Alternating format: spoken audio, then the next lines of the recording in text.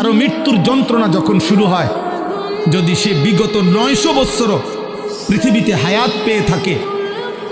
আর 900 বৎসর আল্লাহর নাফরমানি করে থাকে, কিন্তু 900 বৎসরে কোনো দিন 1 সেকেন্ডের জন্য কোনো রকমের দুঃখ, কষ্ট, বেদনা, এক ফোঁটা চোখের পানি পড়ে নাই, একটা সুইয়ের কাঁটার আঘাত লাগে নাই, পুরাপুরি 900 বৎসর যেই নাফরমান সুখ আর আনন্দ আহ্লাদে এই দুনিয়া কাটাইছে, খোদার কসম তাফসিরে লিখছে মৃত্যু যন্ত্রণার প্রথম সেকেন্ডে, 1 সেকেন্ডে আজরাইল জান কবজের আগ মুহূর্তে, মৃত্যু যন্ত্রণার প্রথম মুহূর্তেই 900 বৎসরের সুখ আর আনন্দ নাফরমান ভুলে যাবে,